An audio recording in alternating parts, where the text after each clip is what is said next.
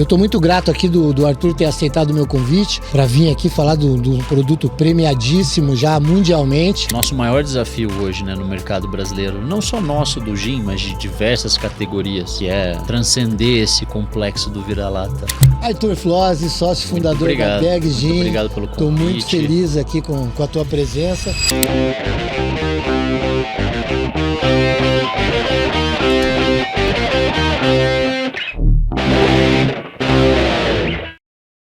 Olá, estamos de volta aqui na nossa 88 Rockets e hoje tá um pouco diferente, né? Normalmente nós recebemos aqui pessoas que vêm falar de suas potencialidades e tudo mais, mas não envolvem um produto tão sofisticado e tão bacana como o de hoje. E eu estou muito grato aqui do Arthur ter aceitado o meu convite para vir aqui falar do produto premiadíssimo já mundialmente e que é daqui, da nossa região, do Brasil, e que muita gente não entendeu muito bem o nível que eles alcançaram agora com o produto deles. O Arthur, ele é sócio fundador da empresa e vai desmistificar um monte de coisa aí pra galera que fica achando que o importado que é bom. Depois desse podcast, não é bem assim que vocês vão pensar.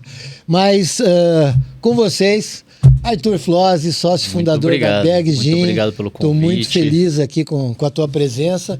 E vamos tirar essa nhaca, né, de que o gringo faz melhor, porque não é bem assim, né? Essa é a verdade. É o nosso maior desafio hoje, né, no mercado brasileiro. Não só nosso do gin, mas de diversas categorias, que é transcender esse complexo do vira-lata. Sim, sim. Mas a Bag está aí para isso, a nossa destilaria é aberta à visitação exatamente para isso, para que a gente possa mostrar o carinho que a gente consegue colocar na garrafa e também, obviamente, de certa forma, na marra, né, mostrar para eles qual que é a diferença entre aquele produto que eles julgam ser o melhor, né, versus aquele que a gente está fazendo ali e eles estão conhecendo ali passo a passo, né, do processo.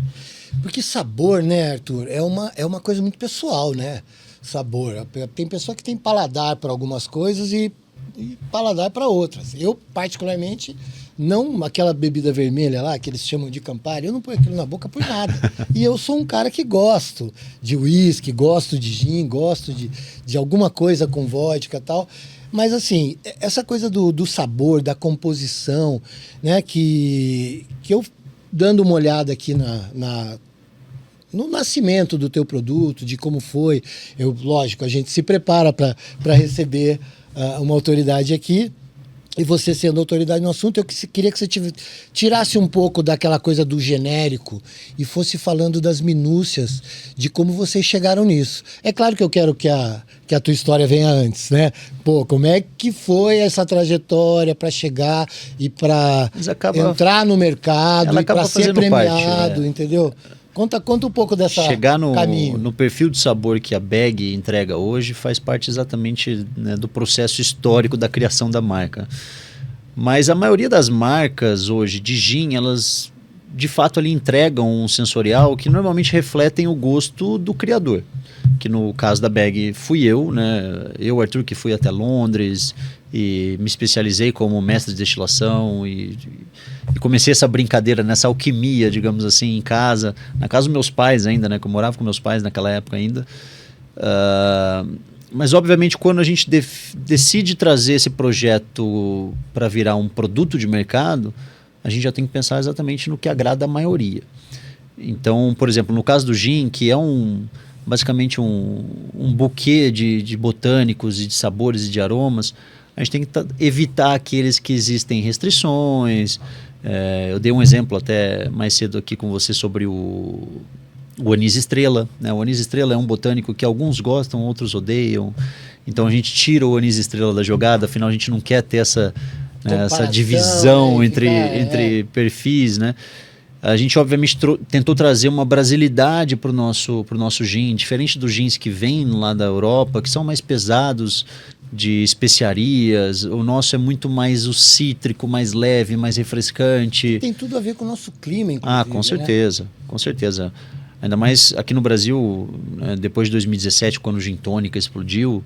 E ele explodiu pelo simples motivo de casar muito bem com o que a gente tem aqui de clima, de celebrações, né? O Gin Tônica ele é perfeito, ele é super refrescante, ele tem ali a carbonatação que também traz essa sensação, né? Aquele buquê de aromas dentro de uma taça que a gente consegue sentir todos aqueles aromas com o nariz. Mas a criação da receita é muito isso. E, obviamente, trazendo um pouco de brasilidade. Então, a gente tem botânicos exclusivamente brasileiros. Alguns, inclusive, colhidos na nossa fazenda. Que a gente até brinca sobre o terroir do gin. Afinal, existem botânicos que a gente colhe ali e são daquela maneira porque são plantados na nossa terra. Como é o caso da folha de pitangueira, o sabugueiro do Brasil. Daí tem outros mais clássicos, como, né, o capim-santo, a casca de limão, de mexerica, de laranja-lima. Mas todos eles foram pensados exatamente para criar um gin que fosse, de certa forma, clássico.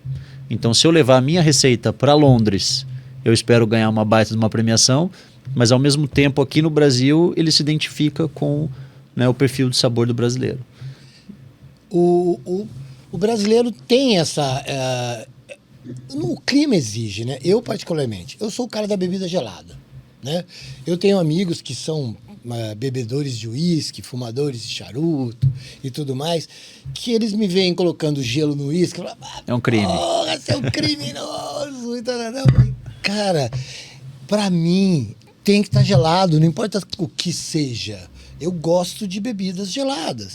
E eu não sou um grande tomador de cerveja. Eu gosto mais também dos destilados. E eu acho que essas combinações são legais. Você citou aí uma coisa que eu acho fantástica, que eu colocava nas minhas caipirinhas aí, que eu fazia nas festas da minha casa, que é o tal do capim-santo, que é uma coisa que aqui no Brasil temos em abundância. E nem sempre é explorado, né? Porque se fala muito, fala assim, vamos fazer um chazinho para acalmar, né? Mas não para colocar ele, porque o aroma dele é fantástico. E o sabor também, né? Então, nas buscas aí de vocês em relação a fazer uma composição que tivesse a brasilidade, como você citou,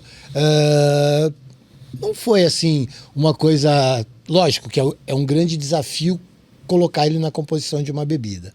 Mas, assim, o olhar de vocês, o olhar seu especificamente, que foi lá, estudou e tudo mais, quando você falou assim, caramba, tem uma variedade doida opções, de coisas aqui para eu colocar nisso, né? E aí você foi fazendo lá suas alquimias e tal. E qual foi o primeiro? Qual foi a primeira que você falou assim, cara, é isso? Eu vou contar uma coisa que eu conto para poucas pessoas, mas é uma história legal. Vou dar um exemplo. Eu comecei toda essa brincadeira de destilar gin, e na época era para consumo próprio, na casa dos meus pais. E quando a gente fala de botânicos frescos, né, como capim-santo, né, o alecrim, manjericão e etc. Sim. Minha mãe tem lá em casa plantado na horta. Então, obviamente, você começa por ali, né? São as opções que você tem fresco em casa para poder fazer uma nova criação. Já os botânicos secos... É uma loucura, é uma infinidade assim, de opções. Você vai no mercadão ali, você perde até o sentido. Sim. Inclusive, todo mundo diz que tem o mesmo cheiro, né? Porque é uma mistura de aromas e sabores que fica com o mesmo cheiro. Né? E desculpa te interromper, cara, mas eu tenho uma pira com aroma, cara. Eu adoro. Que nem manjericão é uma coisa que me seduz com uma facilidade imensa, cara. Eu gosto de tudo. Eu ponho na bebida, eu ponho na comida. Eu adoro manjericão. Por quê? Porque é aroma, né? Tem sim. E o capim-santo, por exemplo, nasceu daí. Tinha capim-santo na casa da minha mãe. Eu adoro o capim-santo. Eu já usava bastante o capim-santo como guarnição no meu gin tônica, juntamente com um twist ali, né, da casca do limão siciliano. E eu falei, vou colocar dentro para ver qual que é o resultado. Então, a criação vem muito disso, né, de experiências pessoais. Então, você teve uma experiência legal com algum botânico, você fala assim, será que não fica gostoso daquela maneira? E, obviamente, muito erro, né, com testes, muito acerto e erro, né? As destilações que, por exemplo, hoje o público faz lá na nossa destilaria durante a visitação, depois a gente aborda melhor isso aqui, eu já fiz aquilo mais de 2.000 vezes e era por puro prazer e por pura alquimia de testar.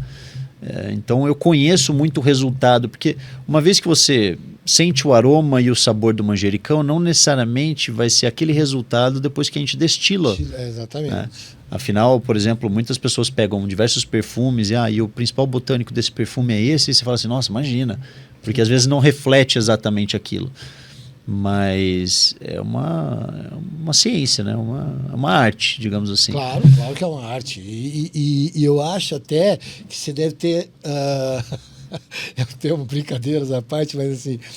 Você foi, essas experiências, você foi colocando pessoas nessas experiências, né? Sim, parentes, vai amigos. testando. Exatamente. E aí eu falo, pô, você deve ter criado uns viciados que viram assim, pô, Arthur, e aí? Não tem mais nada para testar? Eu brinco com todo mundo que meus sócios, né, que são sócios fundadores junto comigo, o Felipe, o Thiago e o Marcelo, eram meus cobaias, e eram, né, porque eu vinha criando aquelas receitas e cada dia era uma receita diferente, não tinha um propósito comercial para aquilo, e eles experimentavam tudo aquilo que eu fazia. Sim. E a receita do Bag Brazilian Boutique, que foi o nosso primogênito, né, e é o nosso carro-chefe até hoje, ela nasceu exatamente desses testes. É uma receita que eu fiz, que eu me identifiquei muito. Então eu já tinha sinalizado naquele meu caderninho de receitas onde eu anotava tudo que era uma receita legal, que daí eu coloquei a teste. Então você pega e leva para o público, né, para os seus amigos, naquela época só meus amigos, para experimentarem, todos aprovaram, eu volto lá e coloco, bom, então tem uma nota boa minha e uma nota boa do público. Sim. Então aquele é um produto que teoricamente seria, né, vendável, que vai para o mercado e iria ter um resultado legal. E obviamente o Bag está aí provando, né, depois de quase 10 anos de história, que realmente funcionou e que agrada realmente vamos dizer assim, o paladar médio, né? E outra coisa, você falou do boom, né, do gin em 2017. Eu, apesar de ter 57 anos, eu sou um cara eu tenho um afeto especial por festas. Gosto pra caramba. E a minha namorada também gosta, né? Que daqui a pouco deixa de ser namorada para ser esposa, mas assim, ela é personal. Começou a beber com 40 anos. E hoje ela tem 55 e tal, mas também gosta de uma festa. E, cara, 100% das festas que a gente gosta, música eletrônica ou outras tantas, delas você vai ver muita gente, principalmente as mulheres, com uma taça de gin. Todos.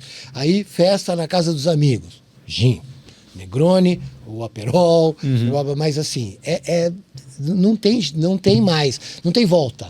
Sim. É um caminho que vocês descobriram, vocês desenvolveram, trilharam, e vocês sabem que vai embora.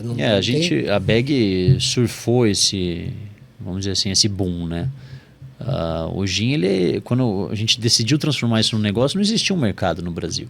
Tinha uma marca produzindo gin no Brasil que produz sei lá, centenas de anos, talvez. Nem perguntar, nem vamos falar dela, mas assim, eu vou falar, eu consumi. E não dá, cara, não dá. E esse foi o principal motivo de ter tido a ideia de trazer um produto pro mercado, porque afinal o que tinha aqui não chegava no nível que eu procurava. E obviamente, como eu já era um entusiasta da bebida, quando eu viajava eu procurava por algumas marcas artesanais, procurando aquele produto diferente para fugir do produto industrializado. E quanto mais eu conhecia, mais eu ficava em choque do quanto aquilo que eu achava que era bom não é, né? Então, quanto mais industrializado, a gente via que, tá faltando muita coisa aqui. E a gente pensava, eu consigo entregar isso com a Bag e talvez trazer um custo-benefício interessante para o meu cliente. Ou seja, a ideia de trazer destilados de altíssima qualidade num preço justo. Obviamente, a gente mal conhecia a carga tributária brasileira, né, antes de fazer os negócios, mas brincadeira à parte, a ideia da Bag foi sempre essa, né, poder trazer um produto de alta qualidade para acabar com essa, vamos dizer assim, essa falta de produto, né, essa escassez de produto no mercado, porque só tinha quando a gente lançou a Bag, tinha alguns importados aqui no mercado e já tinha nascido uma outra marca de gin brasileira.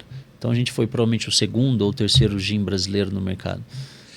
Tá, e aí, lógico, né? Você é um cientista, como a gente já disse aqui, você foi. É uma ciência, sem dúvida nenhuma. Você foi estudar e tal, e buscar. E aí, é inevitável que você tenha feito comparações, né? Você ia lá e falava, bom, peraí, deixa eu ver esse aqui e tudo mais. Foi até quando você, eu acho que aprimorou seu paladar em relação aos botânicos, né? Sim, sim. Como você disse, falou, pô, esse aqui não quero ir por aqui, porque esse sabor aqui, já, além de já existir, vai ter aquela comparação e tal, e não era isso que você estava buscando, né?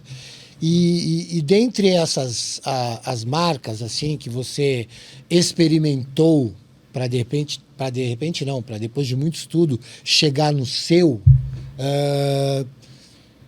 qual assim que você acha que falou assim, cara, estava mais próximo do teu? Não precisa dizer marca, mas assim, fala, pô, tinha um que tinha uma coisa que eu sabia que eu podia fazer do meu jeito, mas ali me agradou. Teve um assim que te seduziu? Eu tive... Quando eu comecei vamos dizer assim, minha entrada no mundo do gin, eu fiz exatamente isso. Eu comprei diversos produtos, diversas marcas, e eu estava ali sempre não só experimentando, mas ao mesmo tempo comparando, entendendo o mercado, como é que meu produto ficaria perante aqueles que eu julgava ser, né, de alta qualidade.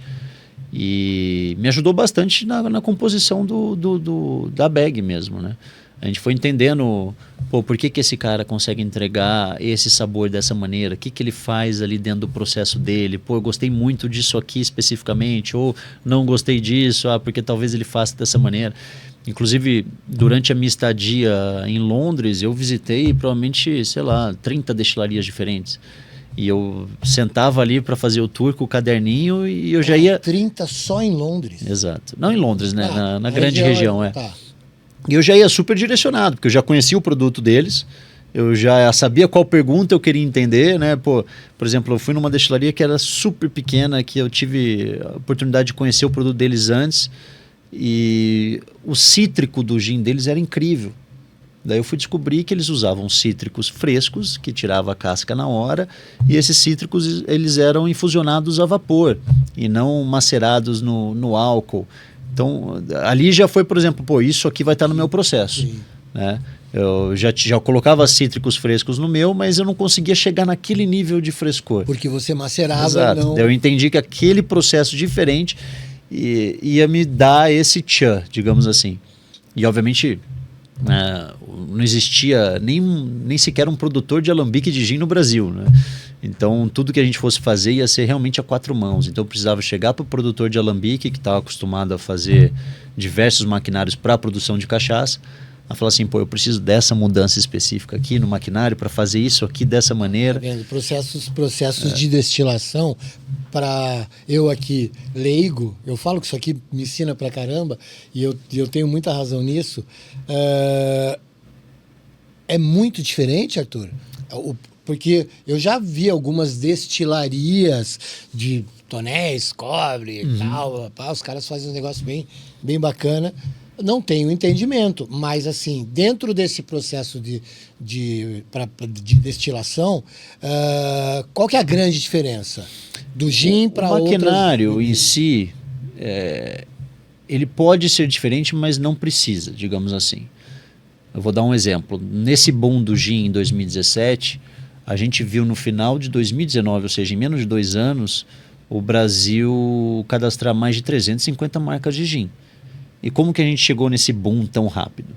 A gente tem diversas cachaçarias, né? Então são alambiques de cachaça que conseguem produzir gin com o mesmo maquinário. Fica igual? Não, mas consegue produzir. E obviamente naquela entre-safra da cana-de-açúcar eles resolveram exatamente produzir um produto que iria dar ali para eles um faturamento complementar.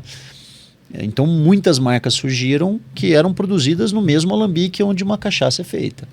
Então, mas na minha cabeça de leigo novamente, isso aí pode comprometer sabor pra caramba, porque pô, você tá lá no alambique produzindo cachaça. Você vai fazer o quê? Como é que você vai... porque esse tipo de material, ele tem querendo ou não, tem uma absorção interna. Não, né? Com certeza. O principal composto que complica super o sabor do gin, produzindo no mesmo maquinário de cachaça, é o enxofre. Então, quando a gente tem ali o fermentado da cana-de-açúcar, o cobre, ele faz exatamente essa função, né? Ele prende ali as partículas de enxofre na parede do cobre para que esse enxofre não vá para o produto final. Daí, quando você vai produzir um gin logo em cima, por mais que você faça super bem a lavagem daquele equipamento, vai ter um residual. Inclusive, eu tive a infeliz, né, oportunidade de pegar um produto de um concorrente meu, que eu queria experimentar, porque ele tinha acabado de lançar, que terceirizava a produção num alambique de cachaça, e eu conseguia sentir, tanto no aroma quanto no sabor, o enxofre residual. Que, isso acaba com qualquer negócio, né? Porque não tem nada a ver com o produto, né? É bem diferente do que a gente entrega numa cachaça, né? Então, realmente seria melhor ter o próprio maquinário feito para aquilo, e é por isso que quando a Bag nasceu em 2015, com a missão de ser um dos melhores gins do mundo, a gente se sentiu obrigado a ter uma destilaria própria. Então, construir um maquinário próprio para aquilo, uma operação própria para a produção do gin e, obviamente, ter o conhecimento específico para produzir aquilo. O que teve de curso de destilar gin por aí, de pessoas que não sabiam o que estavam fazendo, era incrível, assim. E vocês tiveram... Na verdade, essa coisa de nascer, ser um empreendedor, tem gente que não vai entender nunca, né?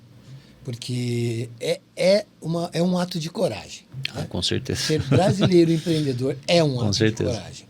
E não é, no caso de vocês, não é um ato de coragem qualquer, porque exige um investimento desde o estudo todo. Você foi para Londres, visitou, então tinha um plano que passava por grandes processos de aprendizado e tudo mais, até chegar num plano de comercial. Né? Então, quando você fala disso, eu queria saber uma coisa pessoal agora do Arthur. Vamos lá. Porque é paladar, cara. Você foi... Imagina, você acabou de dizer aqui para mim que visitou 30 destilarias. Pô, você desenvolveu um paladar, porque você começa a sensibilizar, né, sim. a coisa. E aí, você se aperfeiçoou muito no gin, que é o teu negócio. Sim, eu sendo bem sincero com você, eu ainda estou longe de ser acho que nem tem nome, mas vamos chamar de sommelier do gin, né? Mas obviamente eu já tenho um paladar muito mais aguçado do que, né, pessoas comuns e com certeza devido a isso, né? Toda essa experimentação que eu fiz, todos esses testes que eu fiz para entender, né, os resultados de cada botânico, a gente vai entendendo muito. Eu lembro de uma degustação que a gente fez na casa de um dos meus sócios uma vez, lá atrás, bem no comecinho da Bag, acho que a gente não tinha nem entrado no mercado ainda, onde a gente colocou Bag e eu levei diversos gins que eu julgava ser assim super bacanas e eram todos importados. Eu tinha acabado, acho que, de voltar de Londres. Então, cheio de novidades ali, né? E durante a degustação, que a gente faz às cegas, né? Tem que ser às cegas, ninguém sabe o que está bebendo. Eu matei qual que era o bag e matei ainda outros 3, né? Falei assim, pô, esse é esse é esse. Então isso você obviamente adquire com experiência, né? No meu caso, infelizmente, tem que beber bastante. Eu fico imaginando esse momento, porque se fosse no meio dos meus amigos, você ia estar não só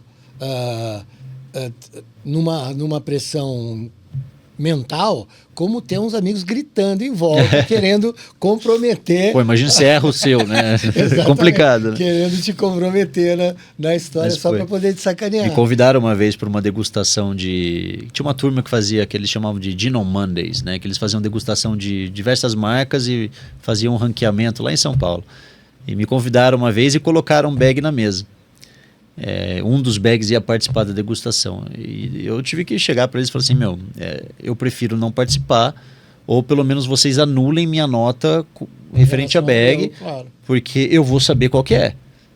E eu não deu outra. A hora que eu experimentei, eu falei, esse é bag, né? Porque, querendo ou não, o gin, né, apesar de ser um buquê de aromas e sabores, esse buquê é bem específico, né? Por exemplo, um Bombay, que é super clássico, eu consigo sentir o cheiro de longe. Então, a gente consegue identificar e às vezes criar essa memória, né, sim, olfativa. Nós temos aqui alguns exemplos, né, da coisa. E o aroma é uma coisa muito evidente. Sim, sim. Né? Você é capaz de identificar o seu gin sem colocar na boca. Provavelmente sim. Bastante provável. Bem provável. Né? Agora, que o aroma depende de muitas coisas, né? O aroma você tem que estar bem de saúde no momento, o nariz tem que estar em ordem. Então, mas... isso aí é uma coisa também que me gera uma curiosidade, que pode ser dos nossos ouvintes aí, né? Que é a história assim, gin.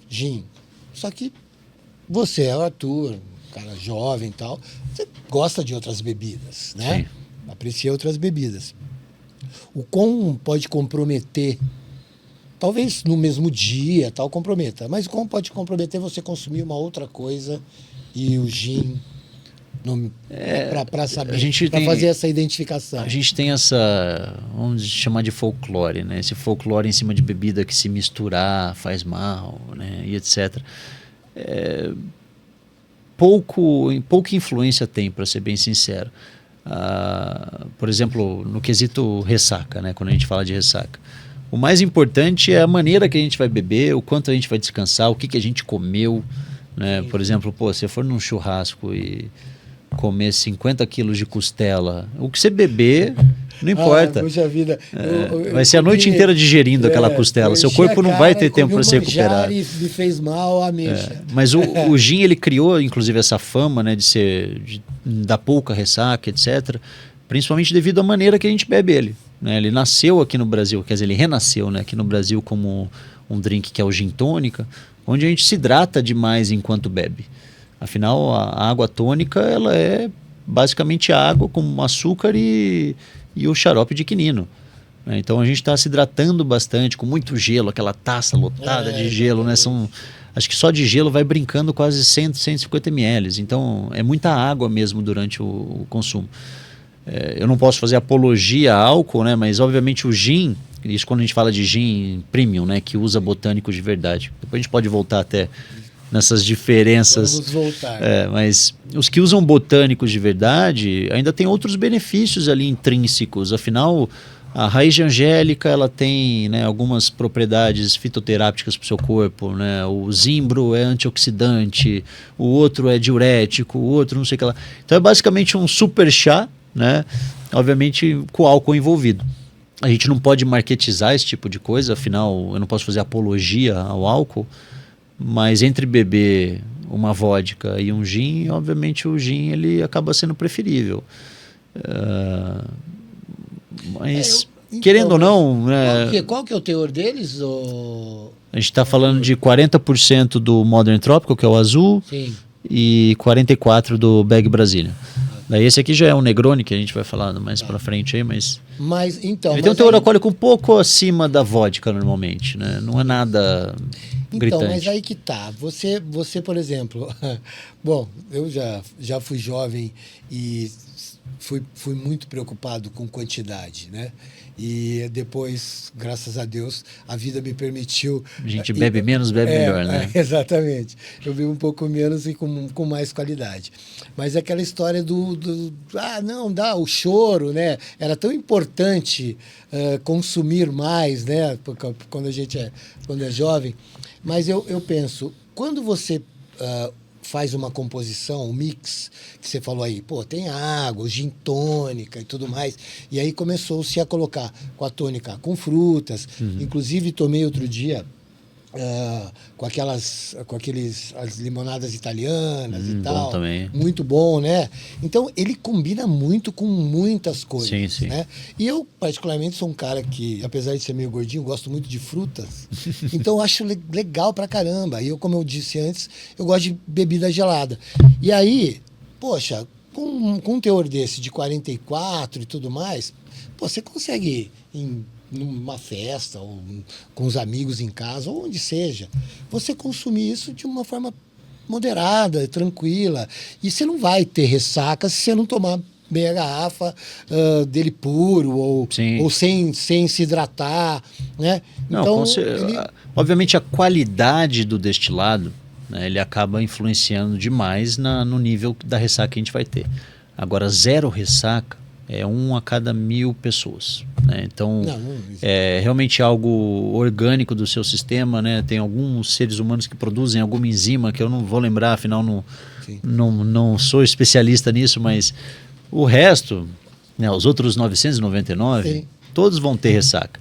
Então a ideia é consumir produtos melhores, né? Acho que não só nós, mas quanto mais velhos a gente acaba consumindo menos e consumindo melhor. Mas a gente está vendo uma geração Z que está entrando que também já pensa dessa maneira logo cedo. Sim. Né? De consumir bem mais menos, cedo mas que eu. consumir melhor. Bem mais cedo que eu. E obviamente a Bag acaba se beneficiando disso, porque nós entregamos um produto premium, né, com uma qualidade superior. Obviamente tem um custo, né, superior do que outros produtos que existem no mercado, mas a qualidade é infinitamente superior. E isso obviamente vai te trazer menos malefícios, né, do que as demais. Mas, digamos assim, né, apesar de ter uma super influência na ressaca, acaba sendo exatamente a quantidade que a gente bebe, né? Não tem muito segredo. O corpo Então, precisa se recuperar daquilo. Mas ressaca não é o nosso foco. O nosso foco é saborear. Eu tenho diversos clientes que inclusive falam isso de boca cheia pra gente. Falam assim, cara, eu adoro a Bag porque não me dá ressaca. Mas eu não posso afirmar isso porque isso é impossível. Mas isso é uma coisa, as pessoas usam como referência, e eu vou te dizer por que eu acho que as pessoas usam a ressaca como referência. Porque nós estamos vivendo num mundo de diagnósticos. Né? Coisas, por exemplo, que eu, com a minha idade, nunca ninguém ia dizer. Né, sobre tantos diagnósticos que hoje se tem, que quando eu tinha 15 anos, ninguém tinha TDAH, por exemplo. Né? Com certeza não. Então, vira isso. As pessoas começam a criar algumas associações para justificar alguma coisa e para entender, né, alguma coisa dentro de si e tudo mais. Mas, assim, eu prefiro... em relação à bebida, já faz bastante tempo, isso é muito bom, associar o quão alegre eu fiquei. Sim. Não nas consequências. Mas a bebida, consequências ruins, que eu digo como uma ressaca. Acho que a melhor parte da bebida é exatamente isso. Ela está sempre envolvida com alguma celebração. Né? E a celebração normalmente envolve pessoas. Claro. E se eu fosse te dar uma preocupação com essa nova geração que está vindo, talvez seja essa. Né? Bom, beleza, a gente não gosta de beber. E daí cada vez mais o pessoal, né, ligado naquela tela, sim. ou naquele jogo online onde eu fico sozinho. E as interações humanas vão, de certa forma, se diluindo, né? O álcool, querendo ou não, apesar de ter seus malefícios à saúde, eu acho que ele consegue unir as pessoas exatamente para aquele momento. Eu até brinquei com um amigo outro dia, falando assim, pô, você jamais juntaria a sua turma e falava assim, ó, vamos ali tomar um kombucha, entendeu? É difícil, não acontece. Agora, vamos tomar uma cerveja, é um convite onde realmente envolve mais pessoas para se juntar para aquilo. O kombucha eu tomo em casa sozinho, entendeu? Não tem muito a parte da celebração junto. Sim. Obviamente a gente pode se reinventar, né? A gente pode criar um modelo novo, mas por enquanto o álcool ele faz essa função, né, na sociedade que se mostra quase que insubstituível, né? Não querendo fazer apologia ao álcool, mas eu acho que a parte mais legal, e querendo ou não, é assim que a gente tenta, né, positivar o nosso produto, é sempre em celebrações. Então, mas eu não acho, realmente, de coração, não acho que seja uma apologia você falar que a bebida está diretamente ligada à celebração. Né? Porque tem todos os brindes. Você se forma, você faz brinde. Você ganha na Fórmula 1, você ganha um champanhe. Né? Todo mundo. Exceto em Indianápolis, que o cara, por uma questão leite, regional, celebra com leite, mas tudo bem. Né? Mas você falou de gerações novas. Nós temos aqui o Eduardo, que está aqui ajudando a gente.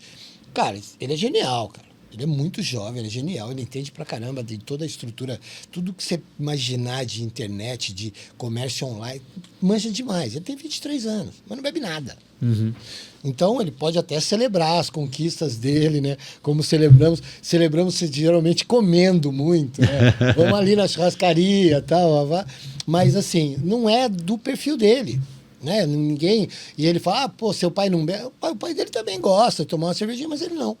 Escolha dele, ok, vai na vibe dele. Já fizemos até apostas em relação a isso, porque um dia ele vai beber, mas tudo bem, né? Mas aí é uma questão que ele vai resolver sozinho. Eu acho que a gente está entrando numa nova normalidade, assim. Enquanto a gente não entender direito o que é a geração Z, afinal a geração Z... por exemplo, nos Estados Unidos eles estão cheios de entregar dados, o quanto diminuiu e etc. Mas a geração Z, metade ainda é abaixo de 16 anos, né? Não, mas desculpa, metade abaixo dos 21, que é a idade, né, maioral para poder beber. Então, acho que não dá para a gente falar muito. Beber na rua, não dá muito para a gente falar quais são os resultados realmente, né? Mas uma coisa a gente já enxerga hoje, a gente já vê, e até em outras gerações, né? Do beber menos, mas beber melhor. E a gente fomenta isso, inclusive, com a Bag. Eu não quero que vocês bebam bastante meu produto, não, mas eu quero que vocês, quando forem escolher aquele momento de celebração, eu quero que vocês celebrem com o meu produto. Sim. Afinal, ele entrega a qualidade que eu espero para aquele teu momento especial. Eu já venho consumindo o seu produto, não estou aqui fazendo média, não, eu já venho consumindo por quê? Porque eu descobri, gostei e assim, eu não bebo muito porque eu sou o cara do uísque com gelo para os meus amigos poderem me xingar à vontade. Mas assim, nós nos juntamos muito, temos um grupo de casais assim, que a gente se junta bastante e tal, e eu sei que as meninas tomam, eu sempre vou lá e daí já leva, umas 2 garrafinhas de bag para levar pro grupo, né? Que bacana. Mas vamos dar uma voltadinha, porque uma coisa que me chamou a atenção é a história dos botânicos, né? Você falou que tem os secos, tem os frescos e tudo mais, e cada um à sua maneira. Você descobriu que parte do processo, o vapor... Uma infusão a vapor, né? Diferente e tal. Mas aí, no produto final, né, que é uma curiosidade minha, no produto final, como é que é isso em termos de, na hora que do paladar, né? Porque, claro, não vamos ser hipócritas de dizer que o teu produto é ótimo, excelente, premiadíssimo e tal, e tem o cara que faz o marretado, entendeu? Qual que é a principal diferença daquele que não tem a sofisticação no processo? Não é só perfeito. Na embalagem e tal, mas no processo. Quando a gente fala de produtos, vamos dizer assim, mais baratos, né? Então, hoje aqui no Brasil eu posso até dar um número. A gente fala mais ou menos de R$40 para baixo. Tá. Todos aqueles produtos de R$40 para baixo, a gente sabe que existem diversas formas ali que eles usam para baratear aquele produto e poder ser vendido naquele valor. Né? A primeira é a qualidade do álcool, que é a matéria-prima do que a gente vai usar para iniciar a destilação. Hoje existem diversos fornecedores de álcool e, obviamente, cada um entrega ali numa qualidade diferente e cobra, né, um preço premium por aquela qualidade. Então, esses produtores eles usam um álcool de menor qualidade do que o nosso e, ao invés de usarem botânicos de verdade, então, por exemplo, o nosso zimbro é importado da Alemanha, a minha semente de coentro eu importo da Argentina, né? Alguns botânicos eu colho na fazenda, então eu tenho funcionários que vão lá colher as folhas da pitangueira, daí secar as folhas da pitangueira, durante a destilação cortar, né, o capim-santo, tirar a casca do limão. Essas outras marcas elas usam óleos essenciais que já vêm prontos, que são extratos, né? Então eles compram extratos da indústria que, por obrigação legal, o único extrato que tem que ser natural é o zimbro. Tá? Então eles compram um extrato natural de zimbro, que tanto faz de onde veio, qual zimbro foi, mas é um extrato que vai trazer aquele sabor e aquele aroma. E daí infusionam nesse álcool. Então nem tem aquela estrutura que a gente tem lá na destilaria, um alambique que destila e etc. Não. Basta você misturar esse álcool que você comprou com aquela essência e o produto está feito. Quando você usa botânicos de verdade com uma qualidade interessante, O resultado que a gente entrega, obviamente, é que a gente chama na degustação de ataque, né? Então, o ataque que os botânicos vão dar no seu paladar, ele é muito mais aguçado, então você sente muito mais os aromas, tanto no nariz quanto na boca, no momento que você coloca ele dentro da boca, e também tem uma persistência maior, né? Então, eles vão permear por mais tempo ali dentro da boca, que normalmente envolve até alguns outros botânicos que fazem exatamente essa tarefa, que é o caso da raiz de angélica, que é um botânico caro, muitas marcas não usam ele. Até por isso. Né? Até por isso. É que a gente chama ele de fixador, né? Então é ele que vai ajudar a deixar tudo isso mais, né, homogêneo e também permear por mais tempo, que inclusive é o botânico que usa-se muito na indústria de perfumes, né? Ah, tá. Ele tem a capacidade, Angélica, né, que você falou? Angélica, tem a Angélica. capacidade de outros se conectarem com aquilo e... Eu vou dar um exemplo. Para quem conhece de perfume Sim. ou não conhece também, provavelmente já se debateu com essas duas opções. A gente tem o Eau de Toilette e o Parfum, né? Se você tem a mesma marca desse mesmo produto, só que um é Eau de Toilette, o outro é Parfum. O Parfum sempre custa muito mais caro, né? Por quê? Porque ele tem uma concentração de botânicos muito maior, então ele vai ter muito mais aroma do que um perfume normal, do que um Eau de Toilette, e também ele tem muito mais ou da raiz de angélica ou da raiz de lírio, que é exatamente esse botânico que faz com que ele permaneça por mais tempo no seu corpo. Fixação. Exatamente. Então, no caso do perfume especificamente, a gente está falando de um perfume que em 3 horas provavelmente já saiu, o cheiro já não está mais no corpo da pessoa, e o parfum que fica 8 horas, entendeu? Então, é basicamente a mesma coisa com o gin, quando a gente fala de um gin mais barato, né, um gin intermediário e um gin mais caro. Exatamente no carinho, na seleção desses botânicos, o uso de botânicos de verdade. Daí fica a dica para o pessoal que está escutando a gente. Todos esses produtos, independente do que eles usam, eles são obrigados a escreverem no contrarótulo. Sim. O contrarótulo é nosso melhor amigo, e não só na categoria gin, mas em qualquer coisa, né? Leia o contrarótulo. Então, se ele usa o extrato, vai estar escrito extrato lá atrás. Tá. Então, tem muitas marcas aí que estão aí no mercado, e vai estar lá álcool de cereais, mais extrato disso, mais extrato daquilo. Significa que é exatamente aquele tipo de produtor que mistura o álcool com o extrato e engarrafa aquilo para te vender. Já aqueles que escrevem bagas de zimbro, casca de não sei o que, é porque realmente usaram botânicos de verdade na produção, que fizeram com um pouquinho mais de carinho, né? Então, mas você sabe que isso aí... do contrarótulo, hoje eu faço isso até com a água, cara. Ah, normal. Uma vez você entra nesse vício, ele não acaba mais.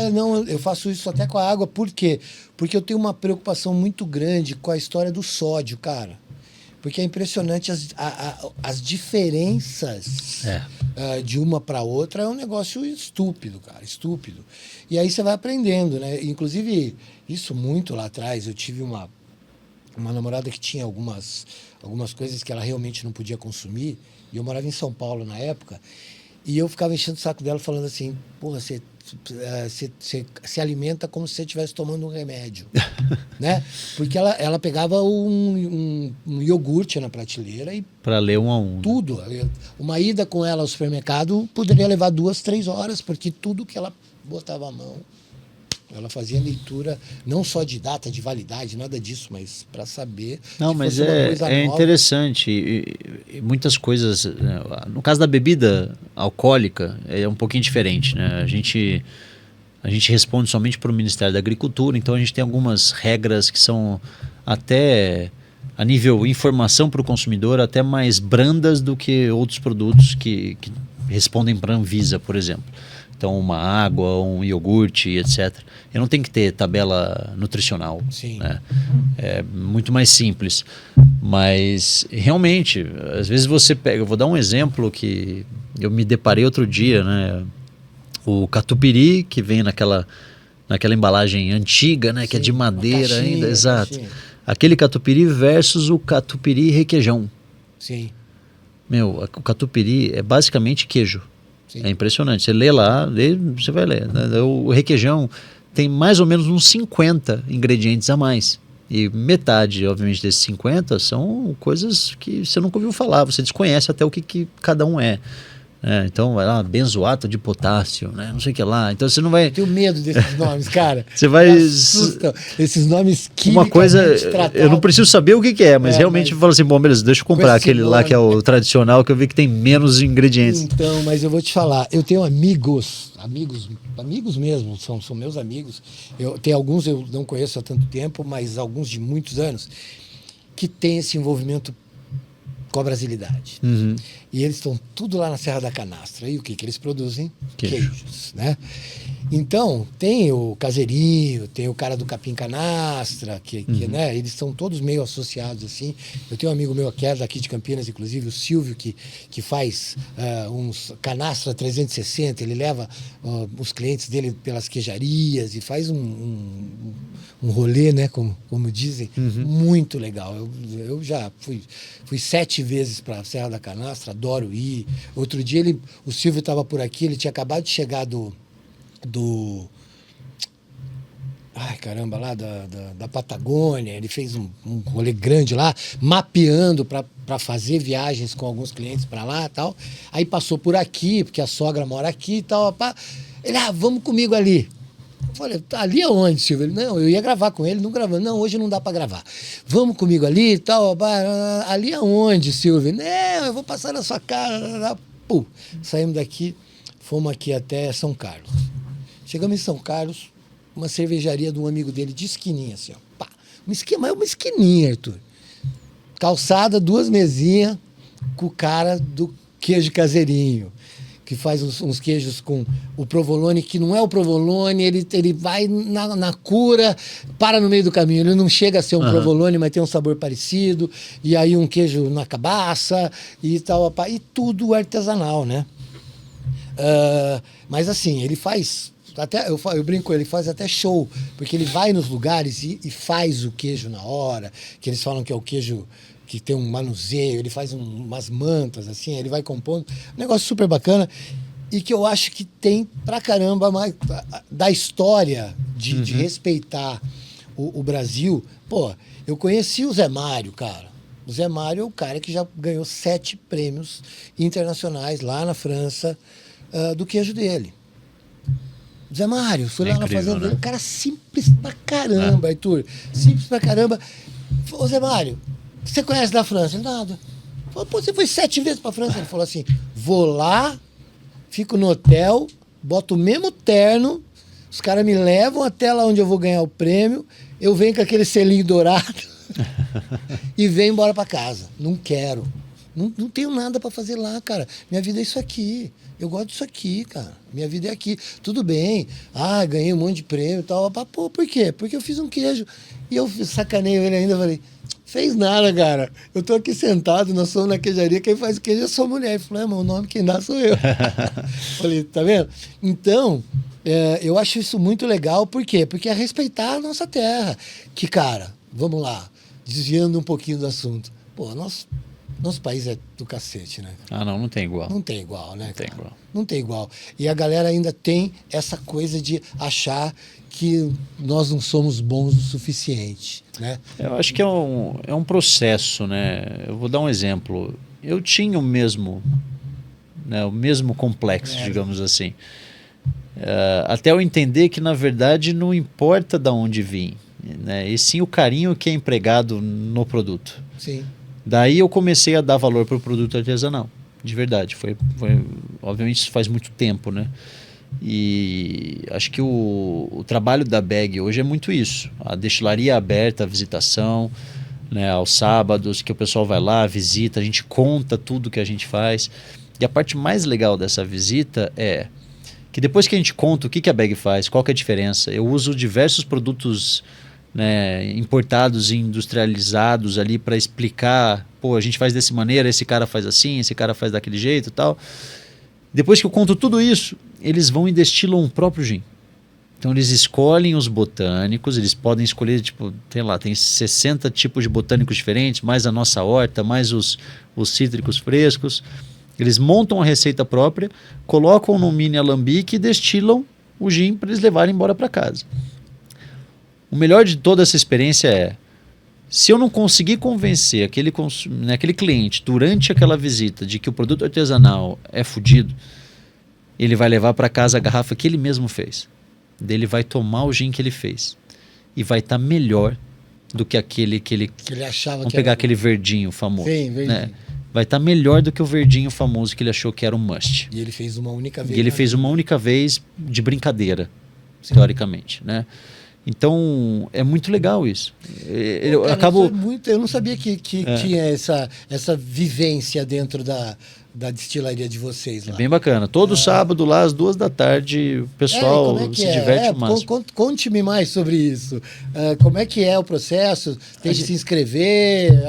Tem tanto no nosso site quanto no da Simpla. Né? Basta entrar lá, ver a data que tem disponibilidade, reservar e chegar lá no dia. Tá. Obviamente, até quantas pessoas permite o grupo? A gente consegue comportar até 10 casais ao mesmo tempo, ou seja, são 10 reservas. Então eu posso ir tanto sozinho ou com um acompanhante. Vou montar meu próprio grupo. Tem muita gente que faz o próprio grupo e se diverte a beça lá. Não, vou. Mas é bom ir de van, afinal, né? É lógico. Se beber não dirige. Mas não cometeria essa ousadia. Mas é uma experiência assim única. Tanto que quando eu tive essa experiência fora do país, eu falei, isso aqui é tudo que eu preciso para conseguir, vamos dizer assim, não só aumentar a consciência do que a gente faz como produto artesanal, mas também ajudar a dividir a cultura do gin. Porque naquela época no Brasil, a cultura do gin era nada, né? Ninguém sabia nem o que era gin. Né? Como é que faz gin? Qual que é a diferença entre um gin e uma vodka, né? Então, a destilaria aberta era um pouquinho disso, para a gente conseguir fazer esse processo. E nosso maior desafio hoje é como fazer aquilo ser escalável, né? Porque como é que eu trago aquela experiência única? E eu convido até o pessoal que estiver assistindo a gente depois de entrar no Google ou no TripAdvisor e ler os reviews que as pessoas deixam para a gente. Parece que eu paguei por eles. De verdade, parece que eu paguei para as pessoas escreverem. É incrível assim o nível de conversão que a gente faz, até porque o espaço também é maravilhoso, né? É um casarão do século XIX, de 1890, do café que a gente revitalizou, da experiência é muito legal. Né? Aquela região me encanta muito. Eu trabalhei na Honda há muitos anos. E eu era instrutor de pilotagem, então eu pegava quadriciclo, ia andar lá e tal. Gosto muito de moto, mas nunca fui do trilheiro. Uhum. Eu ia muito para andar de quadriciclo. E uma vez eu quis fazer um evento lá, que inclusive a gente quase fez, e ainda bem que não aconteceu, na fazenda lá onde o cara tinha os pratos feitos com jabuticaba lá. Tá. Né? E se eu tivesse enfiado 15 quadriciclos naquele gramado daquela fazenda lá, o cara até hoje estava correndo atrás de mim para me matar. Provavelmente. Porque ia destruir tudo aquilo lá. Ainda bem que aí fizemos em outro lugar. Mas assim, voltando pro gin aí, para as possibilidades, primeira coisa, eu acho que essa coisa de você levar o teu cliente para viver a experiência é mágico. E as pessoas ainda não têm essa cultura aqui no Brasil. Né? Que eu tenho uma frase que meu pai dizia, que ele falava assim, respeitar, conhecer para respeitar. Né? As pessoas não entendem que elas têm que se expor. Né? Você tem que fazer a pessoa viver, chegar perto e tudo mais, para que elas respeitem. E isso é para tudo, não é para bebida. Por isso que falam tanto de experiências hoje em dia, né? A experimentação é que vai trazer o grande respeito pela coisa. Essa experiência, para você ter uma ideia, eu faço ela, em média, uma vez por mês sou eu, Arthur, que estou lá sábado com o pessoal. São diversos, assim, depoimentos que eu escuto lá mesmo, na hora. Né? Um pouquinho perto do final, ou até um pouco antes. Eu só consumia esse aqui, que é o abaixo de 40, né? Sei.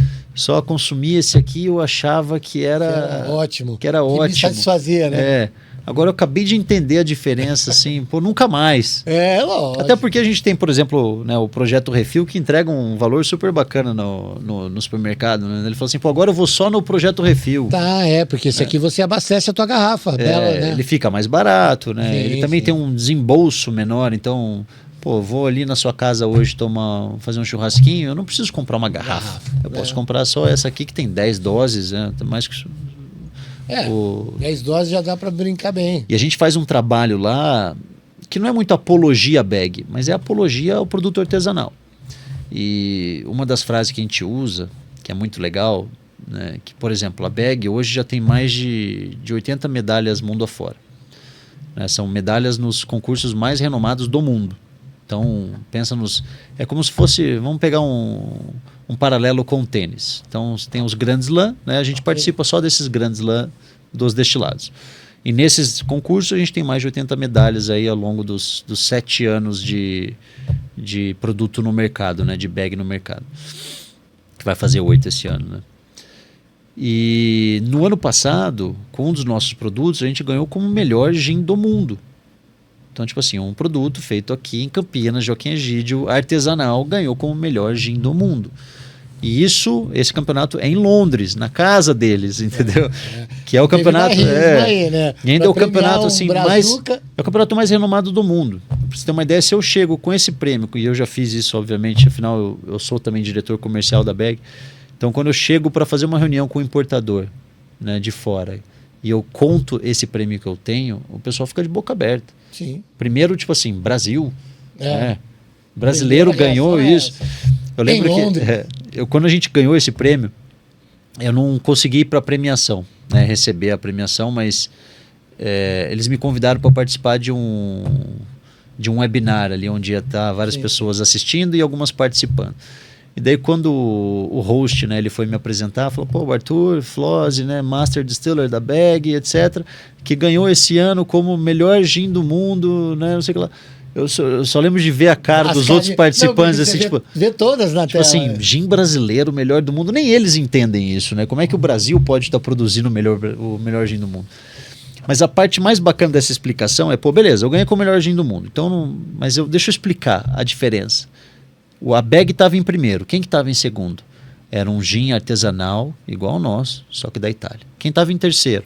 Era um gin artesanal da Escócia. Quem estava em quarto? Um gin artesanal não sei de onde. O primeiro industrial, e eu mostro para eles, né? O primeiro industrial na lista é esse cara aqui, que é o verdinho, só que é o verdinho que custa mais caro. Sim. Tá? O verdinho que aqui no Brasil custa R$200, 200 e poucos reais a garrafa. Né? Esse cara é o primeiro industrial na lista e ficou em 31º.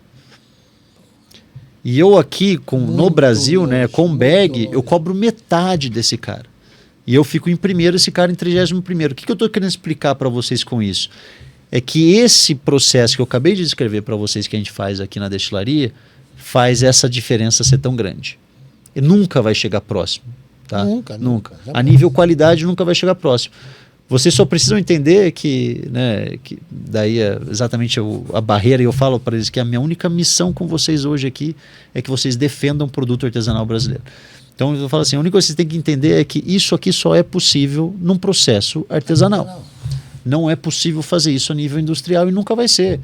Né? Então é bem bacana e o pessoal sai de lá realmente defendendo assim o processo. Eu sou sabe? um baita defensor disso. Agora, vamos lá. Já que a gente está falando de um produto que é muito bom e a ideia, por mais que não vá ser igual se tornar industrial, vocês têm, claro, intenção de crescimento. Vocês Sim, acho que esse é o maior desafio de todas as empresas. Exatamente. Né? Você crescer o mais próximo possível da origem, certo?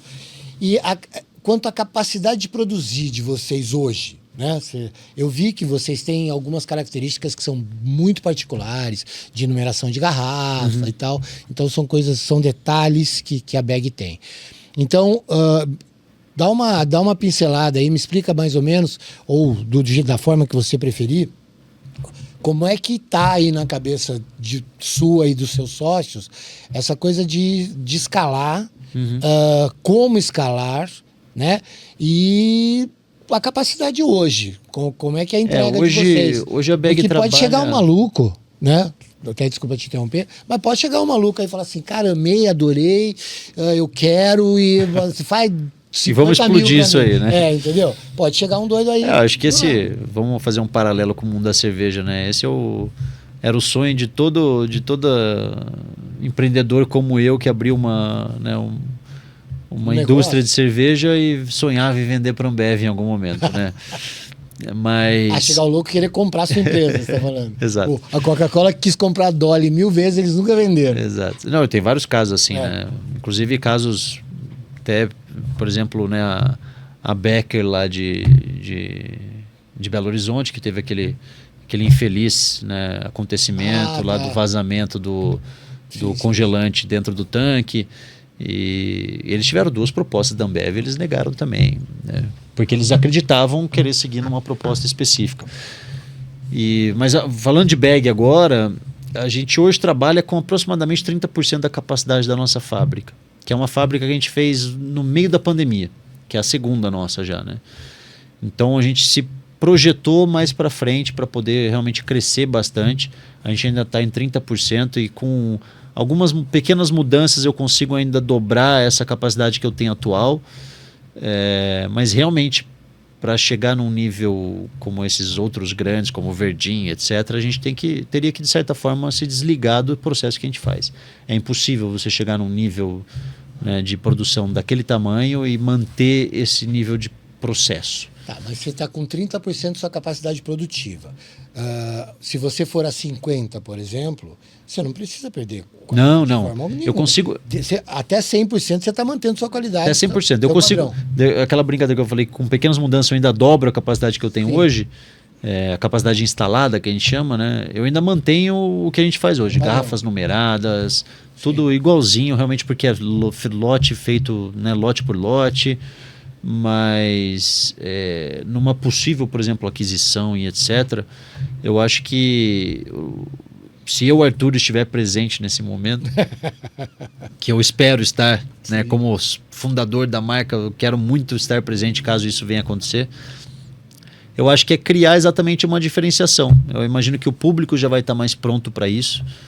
Então eu vou ter essa linha bag, que ela vai ser uma linha mais premium e ela vai continuar sendo feita com bastante carinho. E a gente lança uma outra linha, assim como o Verdinho tem o Verdinho e tem o Verdinho Ten, né, que é o Verdinho mais bacana, né? Então talvez ficar nessa linha, talvez lançar uma linha do bag mais, vamos dizer assim, mais em conta, né, que é feito de uma maneira um pouco mais industrializada, em larga escala. A grande verdade é... A Bag Destilaria já tem um produto assim. A gente criou, inclusive, isso no ano passado. Mas é uma marca totalmente diferente, que chama Hype, que a gente fez exatamente para conseguir atingir o tipo de público que procurava por aqueles produtos de 40 para baixo. Sim. Tá? Só que a proposta da Hype continua sendo meio que parecida com a da Bag. Beleza, eu faço de R$40 para baixo.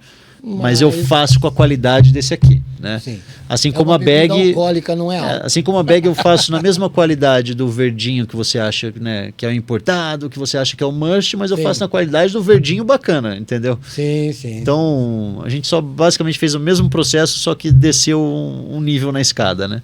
Mas isso aí é... E aí tem sido super legal, porque a gente tem pego um público muito diferente, né? A gente consegue pegar um público universitário que procura por um produto, né, mais em conta. Inclusive essa marca ela tem uma identidade visual muito mais cool, muito mais jovial. A gente consegue pegar aqueles bares e restaurantes que fogem desse público AB, né, que precisam de um produto de 40 para baixo, por exemplo. E sendo até sincero a nível, né, estratégico e econômico da Bag, foi o que salvou a gente nesse último ano, porque foi um ano complicado. Foi um ano onde a gente viu a confiança do consumidor cair bastante.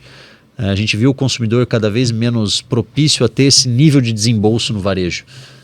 Afinal, R$109, para quem vai no mercado gastar 400, 400, né, R$500, pô, é um quarto, um quinto do ticket. É bastante. Inclusive, foi o grande sucesso do Refil esse ano, né, porque, como eu disse, ele traz um desembolso muito baixo. Então, todo mundo fala assim, pô, eu quero continuar consumindo um produto de qualidade, né? Mas eu não quero ter o desembolso alto. Então o Refil era a oportunidade perfeita para isso, né? Porque isso aí tudo é marketing. A pessoa do marketing tem que trabalhar com o comercial muito conectado, né? Apesar da gente ver muitas diferenças por aí. Mas eu acho assim, quando você cria um produto, vocês têm um cuidado imenso, né? Você pode olhar a embalagem e tudo mais, a parte da apresentação é bem relevante. Só que isso tem preço. Tudo tem preço. Isso tem preço. Então você tem. Eu conheço. Eu tenho um amigo que revolucionou pra caramba o mercado das farmácias de manipulação, por exemplo. Porque a farmácia de manipulação, você chegava lá, comprava creme, comprava isso, comprava aquilo, tudo naqueles frasquinhos branco, né? Com aquela etiqueta. Né? Cara, era um negócio bizonho e eles não conseguiam Sim, era fazer quase, aquilo. Era quase virando uma commodity, Exatamente. né? Tanto faz onde eu faço. Não importa, né? Aí o cara, brilhante, merecedor de tudo que conquistou até agora, eu não conheço ele há muitos anos, me apresentaram ele já estava lá em cima, ele resolveu que ele ia trazer embalagens sofisticadas e ia entrar no mercado, ia fazer, ia convencer a galera toda que a apresentação do produto ia mudar a vida deles em relação ao ticket e tudo mais, e ele deu peitada nisso, um baita do empreendedor, hoje está muito bem, muito bem de vida. E importando o quê? Embalagem. Embalagem, né? Importa Fazendo uma embalagem diferenciada. E aí aquele cara que vendia aquele tubinho branquinho com aquele adesivo, hoje ele vende um vidro que ele vendia por 12 e agora ele vende por 40. E o cara vai lá e compra dando risada. Na Bag a ideia foi muito parecida, né? Eu preciso chamar atenção na gôndola. Eu preciso ser um produto que vá chamar atenção e que vá fazer o consumidor não escolher aquilo que ele acha que é o premium, que normalmente era o importado. Né?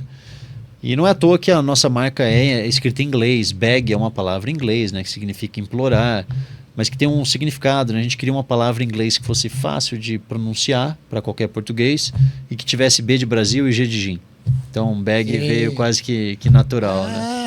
Tá vendo? Não é uma abreviação de nada, né? Mas é bag. E bag foi muito legal, porque bag é implorar, mas bag e gin junto fica begging, de implorando, ou de begin, né? De começar. Né? Então, tinha vamos dizer assim, um significado bacana e... Pô, vou ensinar isso para muita gente. E o nosso slogan ficou legal também, né? Que era o Don't Ask, Beg for Gin, né? Então, deu para brincar bem com isso. Mas a ideia era qual? Eu vou ter um produto lindo, maravilhoso na gôndola, com uma baita de uma garrafa, que, vide de passagem, custa bem mais caro do que a garrafa do Verdinho. Sim, claro. Né? Com uma tampa linda, maravilhosa, de rolha, de madeira, que também custa mais cara do que a do Verdinho. Ou seja, tudo custa mais caro que eles. Só que eu vou ter que vender por R$10 mais barato do que o Verdinho. Afinal, se eu vender mais caro, ninguém vai comprar. A ideia era que ele fosse até a gôndola, visse um produto que parece ser importado, comprasse meu produto, levasse para casa, porque ele se identificou, ou porque ele viu as medalhas dos prêmios, né? E normalmente a gente procura por esse tipo de chancela. Eu, por exemplo... Hoje é fácil, né? Hoje você está com o telefone na mão, você... Eu não entendo nada de vinho. Eu vou comprar vinho, são tantas opções que eu fico até meio perdido. Se eu não tenho um sommelier ali na adega, eu vou atrás de uma medalha, de uma nota, né? Então a medalha ela funciona. Ou aquela uva que você sabe que você já tomou e gosta. Então o consumidor foi até a gôndola, achou bonito, comprou porque era um pouquinho mais barato e é legal, tal. Ele vai para casa e quando ele experimentasse o meu produto, que era de altíssima qualidade, e esse processo a gente fez até com o Focus Group para ver se realmente funcionava. Quando a gente consome algo que é bom, a gente revisita a embalagem. Então por isso que a embalagem ela acaba virando cada vez mais importante. Então se é bom, você revisita. Então a hora que você toma um baita de um vinho, você volta na garrafa para entender, pô, mas né? Sim, ou quando você toma um baita de um azeite, você volta na embalagem. Sim. O gin é a mesma coisa. E quando essa pessoa revisitar essa embalagem, ali na etiqueta onde está os lotes numerados e as garrafas numeradas, se ele não tinha prestado atenção nisso, ele prestou agora. Então ele viu, pô, é numerada à mão a garrafa. E bem ali está escrito, gin brasileiro artesanal, feito em pequenos lotes. Daí eu basicamente, na marra, à força, eu fiz esse processo de disrupção do complexo de vira-lata. Porque ele ia ler aquilo e ele ia falar assim, puta, esse gin maravilhoso que eu estou tomando é brasileiro. Eu vou até fazer uma piadinha rápida aqui. Você falou do azeite, né? Pô, eu gosto muito de azeite, eu gosto de cozinhar e tal, eu gosto muito de azeite. Mas assim, eu falo, pô, daqui a pouco o nego ia temperar com gin, né? Porque o preço que estava o azeite. Mas eu falo para você, te pergunto, na verdade, porque assim, existe um padrão, né, das garrafas redondas, depois eu vou dar uma voltada pro vinho para te contar uma história. Mas existe um padrão. Aí vocês foram para garrafa quadrada. De propósito. Entendeu? Aí, vocês foram para garrafa quadrada. E eu vou fazer uma confissão também. A primeira vez que eu vi o bag foi justamente por isso, cara. Que eu peguei uma garrafa na mão, porque ela era a única garrafa quadrada daquele universo que tinha ali da bebida gin. Esse né? é um trabalho e eu nem sabia ainda que era você e tudo mais, porque para quem não sabe, eu conheço a família dele. Eu falei, porra, meu, isso aqui é diferente, é legal. Opa. Nesse momento, não comprei. Mas eu fui conversar com os bebedores de gin, os caras que conheciam. Ele falou, pô, legal. Se tiver afim de tomar gin, pode comprar, que é boa pra caramba e tudo mais. Mas isso já tô falando de antes da pandemia. Então, vocês tinham o quê? 1 ano e meio, 2? A gente colocou o gin no mercado em 2017. Então, eu tô Demorou falando 2 de 19. anos para tudo. Eu tô falando de 19, 20. Esse fato era super recente. Era bem recente. Então, eu falei, pô, cara, que bacana. E eu sou crica com embalagem. Eu gosto pra caramba. E aí eu peguei na mão, olhei e falei, pô, isso aqui é diferente, é legal. Opa. Mas você vê, não li nada, não me atentei, porque tá escrito na garrafa que é feito aqui e tudo mais, né? Então, você não me atentei. Mas, só para ilustrar, me conta aí, como é que foi assim? Quero garrafa quadrada. Como é que veio isso? Um dos nossos sócios, que é o Marcelo, ele é diretor de criação. E quando ele é, além de meu sócio, ele é meu concunhado. Então ele é casado com a irmã da minha esposa, né? Então a gente se via muito de final de semana e obviamente sempre regado, né, a um drink ou outro. Sim. E a gente... Celebrando. A gente tinha diversos momentos ali, né, de desenvolvimento, né, da marca, etc.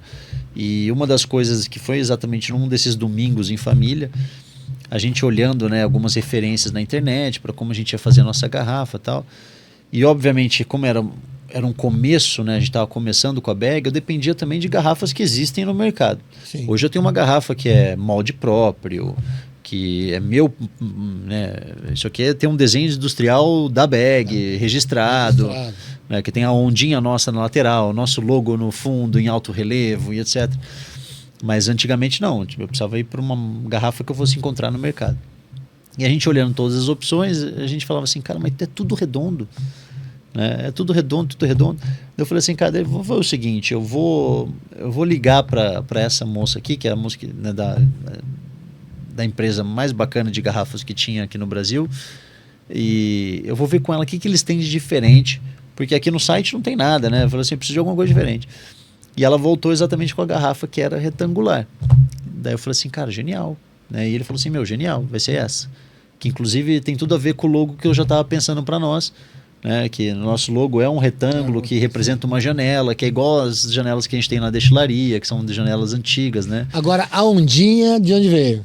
A ondinha, você sabe que... Porque a ondinha é uma coisa que, além de ter na lateral da garrafa, né? Ela tem na base do A gente queria ser um dos melhores gins do mundo. E eu sempre falava muito isso em reunião. Falava assim, cara, a gente vai fazer um gin que vai agradar o brasileiro, mas que eu vou mandar para Londres e eu vou ganhar medalha de ouro. Né? Nem pensava que eu ia ganhar com o melhor gin do mundo. Eu era ser um dos melhores gins do mundo. Não precisava, né, ganhar, lacrar. Entre os 10, primeiro valeu. E a gente consegue isso quase todo ano. Né? A gente sempre fica entre os melhores. Né? E eu estava sempre muito feliz. Afinal, são muitos gins no mundo inteiro. Sim. Então, realmente, a gente está entregando um nível de excelência super bacana. Mas, então, a ideia era sempre essa. Né? É brasileiro, mas ele tem uma qualidade... Né, que atende o mercado internacional. A tal da ondinha no selo, né, postal, é porque a encomenda é overseas. Entendi. Entendeu? Então é daí que veio a ondinha. Vai muito além do oceano. A gente atravessa os oceanos com a marca. A brincadeira é mais ou menos essa, né? A gente gosta de usar esse termo brincadeira, né? Os empreendedores usam. É porque tudo começa com uma brincadeira, de repente vai caindo no papel, né? Na conversa que eu tive até com a tua mãe, e eu falei para ela um negócio que me ferve na cabeça, eu falei assim, eu sempre vou achar que o empresário e o empreendedor são pessoas muito diferentes. Vai ter um vale entre eles, assim, O empresário está aqui, o empreendedor está aqui, porque o empresário é mais engessado, o empreendedor é mais flexível, e a possibilidade do empresário aceitar as modernidades é uma, o empreendedor é outra e tal. E ela falou assim, por que você está me falando isso? Eu concordo 100% com você. Eu falei, então tá bom, né? Então, beleza, você concorda, tá bom, porque você é a disruptiva do negócio, né? Mas eu acho isso mesmo, o Arthur, eu acho muito legal essa coisa de você romper barreiras e romper barreiras sem medo do novo.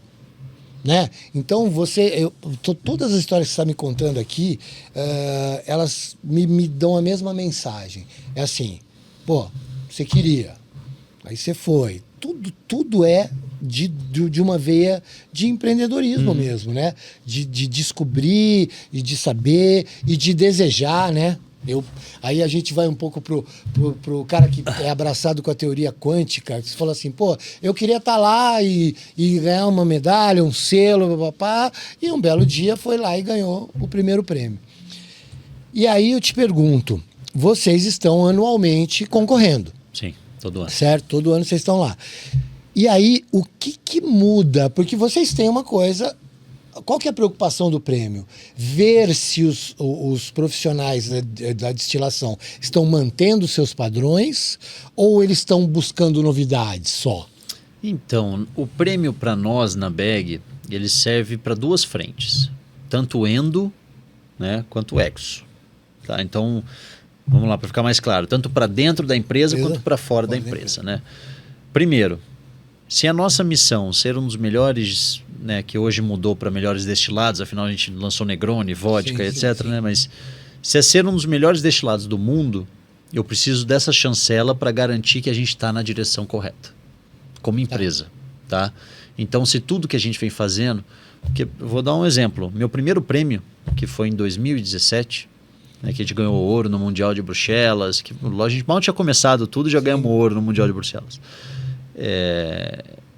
Eu produzia, sei lá, provavelmente 200, 300 garrafas no mês. Né? Hoje eu produzo 20 mil litros no mês. Né? Como que eu tenho certeza que eu vou estar produzindo exatamente aquele produto digno de uma medalha de ouro com esse nível de escala que eu ganhei hoje? Então o prêmio ele funciona muito para garantir que nós estamos realmente no caminho certo e obviamente para mostrar para o público que esse produto tem esse tipo de chancela. Aqui no Brasil é difícil, a gente não consegue explicar muito, porque vamos lá, IWSC medalha de ouro, ninguém sabe o que é isso. Né? O consumidor não sabe, até o comprador do mercado não sabe, que teoricamente é um cara que teria que ser especializado em bebidas. Né? Mas ele funciona, graças a Deus, muito bem lá fora. Então, hoje meu gin está em 4 países já, né, fora os Estados Unidos, e inclusive ele custa mais caro do que o verdinho top lá fora. Por quê? Porque ele tem garrafas numeradas à mão, ele tem aquele prêmio. Aí o consumidor lá vê esse valor, né, percebido no produto. Então, o prêmio ele basicamente chancela a gente para os dois lados. E acho que a grande magia do prêmio, e o que dá um pouquinho de frio na barriga todo ano, é isso. Não são os mesmos jurados. Todo ano eles experimentam diversas amostras, tudo degustação às cegas, então você nunca sabe qual vai ser o resultado. O que realmente deixa a gente cada vez mais feliz quando esse resultado vem, porque é provado que a trilha foi feita corretamente. E esse evento é assim um evento de alguns dias ou isso vai acontecendo? Vocês vão mandando as amostras, os jurados vão verificando e chega um dia, vem o resultado? Ou é um evento assim, tipo, essa é a semana do evento tal? Hoje a gente participa de 4 campeonatos. Né? Só um deles que eles fazem numa semana que tem uma feira muito grande de bebidas lá na Europa. Mas é super fechado, né? Afinal são jurados super técnicos que tem que degustar amostras, né, que estão numeradas de acordo, etc. Então a gente manda a amostra, né, antes do deadline deles lá, né, e fica aqui aguardando o resultado. Tem um deles que faz um showzinho um pouco maior, que é o tal do World Gin Awards. Daí se você vai pro shortlist ali por exemplo, se eu ganhar como melhor gin do Brasil, eu concorro como melhor gin do mundo. né? Daí, se você for para esse shortlist, você pode ir para um evento que vai ter, etc. Te credencia para outros, exato, né? Tá. Mas... Mas agora eu te pergunto, e aqui no Brasil? Para você ser o melhor do Brasil, se você for o melhor do mundo, para ser o melhor do Brasil, né? Ou para se credenciar para isso, não sei como é que são os processos, mas assim, dentro do Brasil, existe uma competição que tenha um nível que, sei lá, que se destaque, que seja visto por outras pessoas, outros países? Hoje aqui no Brasil tem, se eu não me engano, 2 grandes competições. Uma ocorre durante a Expo Cachaça, que é sediada em Belo Horizonte. E tem onde seria, né? E onde tem seria? Viu, meus amigos mineiros? Onde seria a Expo Cachaça? E tem uma outra que eu não vou me lembrar o nome. A gente já participou, acho que 2 vezes dessas aqui no Brasil, mas eu ainda não entendi muito bem, vamos dizer assim, qual que é o nível dos jurados em termos de conhecer, né, o perfil de sabor de gin. Tá? Por que eu gosto muito desses campeonatos lá de fora? Porque você pega, por exemplo, o Mundial de Bruxelas. O Mundial de Bruxelas é o mais, vamos chamar assim, não o mais renomado, mas o mais tradicional de todos eles. E provavelmente o mais antigo também. Todo ano é em um local diferente. E todo ano existem X jurados de cada país. Acho que é legal. Tá? Então eles diversificam demais ali o perfil de sabor dos jurados que vão pegar seu... bem isso aí, então, por exemplo, ano passado foi em El Salvador, né? Se eu não me engano, El Salvador. Apesar e eu conheço de ser uma coisa de Bruxelas, foi lá em El Exato. Salvador. E eu conheço 2 brasileiros que, cara, são pessoas que manjam muito de bebida, que foram convidados para ser jurados naquele ano lá em El Salvador. Inclusive, uma delas me mandou mensagem no Instagram outro dia, falando assim: pô, você acredita que eu acho que eu caí com o teu produto na minha mesa? Que não dá para saber, né? Sim. Mas ela jurava que era bag, porque ela já conhecia a bag, e ela estava no round de degustação de gin. E era real a opinião dela? Então, não sei. Não dá para saber. Não dá para saber. Não dá pra saber. Não dá para saber porque eles não falam quais os jurados. Sim. Você pode pedir pelo review dos jurados, mas você não sabe qual o jurado que de fato deu a nota. Mas, por enquanto, no Brasil ainda não tem algo bem feito para os demais destilados. Para cachaça, é perfeito o campeonato que eles fazem. Chega a ser impressionante, assim. Sim. Né? Mas para os demais destilados, eu acho que ainda não. Tá? Mas quem sabe um ano aí... Então, mas agora a gente, para ter um esclarecimento maior ainda, cara, eu acho tão subjetivo essa coisa de nota, cara. Por quê? Porque, por exemplo, se você vai fazer uma análise de enfim, sei lá quantas marcas que chegam e tudo mais, para você colocar nota, é aquela coisa, eu vou ver 20. É difícil, né? Vou ver 20, vou experimentar 20. E eu sei que a nota vai de 0 a 10, né? Então você fala assim, caramba, eu tô no terceiro, tem mais 17. E como é que eu faço, né? Então o cara, além de ter o paladar, ele tem que ter um critério meio sólido para não ser injusto, né, cara? Porque ele vai falar assim, poxa, adorei esse, mas não posso dar 10, não posso dar 9. No caso do gin, são várias coisas, né? Então eles julgam o ataque, que normalmente... O ataque é aquele primeiro sabor, né? Que normalmente é mais relacionado à qualidade do álcool. Então, o ataque desse aqui é realmente mais aveludado. Daí depois vem exatamente a parte de sabor e aroma, né? Daí vem persistência desse sabor e aroma. E daí depois, normalmente, eles experimentam com aquilo misturado. Normalmente é uma mistura, vamos dizer assim... padrão. Então, por exemplo, no caso do gin, provavelmente colocam com um pouco de tônica, né? Porque precisa saber como esse destilado se comporta quando ele se abre ali com uma diluição. Mas o legal é que a gente postou, inclusive, na nossa rede, quando a gente ganhou o prêmio de melhor do mundo lá em Londres, no IWSC, porque o IWSC postou um vídeo super completo de como funciona, né, a degustação. E é basicamente assim, se você entrou... Porque eu caí numa mesa. Imagina que a minha amostra estava numa mesa específica. Daí nessa mesa tem 10 jurados. Daí cada jurado vai dar a nota para aqueles produtos que eles estão degustando.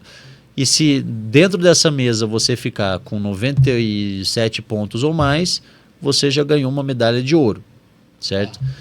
Todo mundo que ganha medalha de ouro ou medalha de ouro outstanding, que é de 98 para cima, que é o caso do nosso, que ficou com 98, você é julgado por outra mesa. Ah, tá. Que pode ser que aquela mesa Validação, teve alguma deturbação. Uma validação. E o legal é que eles pegam o campeão do ano passado para falar assim, ó, esse é o campeão e agora esse é o que vocês estão dando como campeão. Entendeu? Vamos lá. Realmente tá de acordo? Ah, tá de acordo. Então segue. Vai mudar de mãos ou não, né? É super legal isso. Eu Pô, achei... eu acho bem E não é à toa que, de fato, a nível renome, esse campeonato é o mais renomado, porque eles têm um critério assim absurdo. Eu vou dar um exemplo. Se eu for para... que eu já fui, né? Apresentar o produto no Canadá, o Canadá, quem compra é o governo, é um monopólio, né? Sim. Então é o governo que importa a bebida e eles que têm as liquor stores, né? Que são as lojas. Quando você vai apresentar no Canadá, só existe um prêmio para você colocar lá qual medalha você tem, que é o IWSC. Porque eles sabem que aquele ali, se ali você tem nota, significa que o teu produto realmente é de altíssima qualidade. Então, isso realmente dá uma chancela, né, pro... Bom, espetacular. Bom, história incrível, cara. Muito legal. É legal, né? Bem além, vou ser bem honesto com você, bem além do que eu esperava. Por quê? Porque, pô, eu, né, olhei, quando eu convido alguém, eu quero saber. E tudo que eu busquei, você desmistificou muitas coisas aqui. Mas a principal que eu acho que a gente tem que entrar nos finalmente de um podcast aqui que tá bastante legal para mim, eu tô achando muito bom, é justamente isso. Sair daquilo, né? Gente, o verdinho não é ruim, cara. Mas eu acho que a gente tem que olhar mais para dentro, né, Arthur? Vamos olhar para dentro, vamos dar esse prestígio e entender o quão valoroso é prestigiarmos isso. Porque a gente está vivendo guerras ideológicas, umas coisas idiotas, né? A gente ainda discute coisas... Uma super polarização. Não, mas eu acho que assim, uma coisa bizarra é a gente estar no século XXI ainda discutindo racismo no Brasil, né? Que eu acho que talvez o país mais miscigenado do planeta. Então a gente está no meio de tanta coisa, a gente tem que parar de ficar achando que, puxa, lá é bom, aqui não é bom, né? Porque eu penso, a gente fala de turismo, por exemplo, só para exemplificar, o cara, pô, eu vou lá para Cancún, blá, blá, blá. Tá bom, você pode ir, cara, mas saiba, quantas vezes você foi para Alagoas? Não fui nenhuma. Eu falei, olha, dá uma olhada, é legal pra caramba, é muito lindo. Então, a gente tem que parar com esse negócio de achar que, né, tá longe, né? Tá longe, o prazer tá longe, a beleza tá longe, porque tá tudo aqui, cara, tá tudo aqui. Eu aqui afirmei, peguei na garrafa, achei linda no mercado, falei, caramba, diferente e tal, pá. E não fui profundo o suficiente para falar assim, caramba, é aqui do lado, né? É aqui do lado. E aí, claro, né? Esta não é a garrafa que eu peguei lá em 2019. Não, ela mudou um pouquinho. Ela deu uma melhorada. Mas assim, independente de qualquer coisa, ela já era diferenciada. Tanto que me levou a... Falei, pô, peraí, peguei na mão, tirei da gôndola e falei, caramba, que legal, que diferente, né? Então... Vamos sair disso, né? Um recado do Arthur, que é empreendedor, né? Empresário também, mas eu vou deixar você no degrau dos empreendedores e dos caras que estão buscando que as pessoas entendam, cara. Que eu acho que o mais legal da tua história aqui, que eu tô pegando para mim, é que vocês, lógico, vocês têm preocupações comerciais, vocês têm uma empresa para crescer, vocês têm uma empresa para tocar, vocês têm um monte de coisa, vocês têm que treinar pessoas para trabalhar. Cara, é um baita de um negócio que exige uma atenção muito delicada de vocês. Mas eu percebi em você aqui, a gente conversando, que a tua preocupação com que as pessoas entendam o produto, acredito até que seus sócios tenham a mesma preocupação, ela vem na frente. E eu acho que é por isso que vocês estão acumulando tantas premiações, tantos selos, tantas medalhas. Por quê? Porque, claro que vocês querem crescer. Só que vocês querem crescer dentro de um padrão que é o que vocês chegaram e vocês não estão dispostos a ceder nisso. Né? Eu vou dar um número aqui que normalmente choca para quem eu conto. Mas o gin artesanal brasileiro, então não estou nem falando de bag, estou falando do gin artesanal brasileiro. Ele tem menos de 3% de market share no fechamento do ano passado. Verdade. É muito pouco.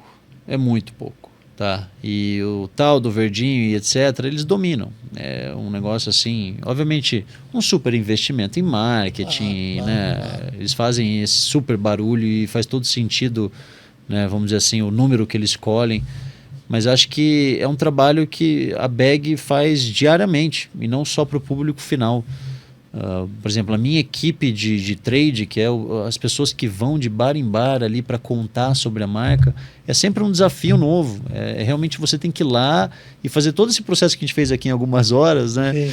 E fazer com carinho ali, mostrar, degustar e etc. Toda venda é uma venda super qualificada, que a gente chama, né? Então é super complicado fazer uma conversão, não é simples. E tudo isso se deve exatamente à conjuntura que a gente vive numa grande maioria aqui no nosso país. Então, mas fazer entender é uma venda consultiva, né? Com você certeza. tem que conversar pra caramba, não é direta, assim, que o cara entra ali, pá, e quero 10 caixas e tudo mais.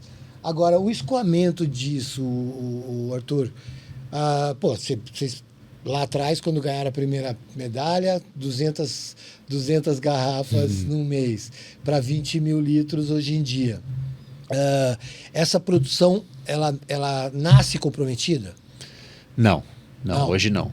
Hoje a gente tem... Tanto é que eu estou falando uma média para você, mas tem meses que eu produzo 15 mil, são 5 litros, né? 5 mil litros a menos. Então, a gente realmente tem uma super sazonalidade ali, né, no nosso mercado. E eu dependo, obviamente, de algumas parcerias serem fechadas, outras que finalizam. Mas é um desafio ali no dia a dia do comercial realmente entregar esses números. E eu vou dar um exemplo. No ano passado, a categoria gin foi uma categoria que caiu 12%. Principalmente porque estava muito concentrada nessas grandes marcas que têm um desembolso alto, e a gente passou por algumas dificuldades ali socioeconômicas que fizeram a galera querer desembolsar menos.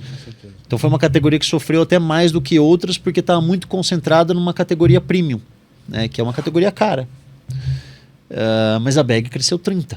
Eu cresci 30%. E como é que eu cresço 30% dentro de um mercado que cai 18%? Né? Basicamente conquistando.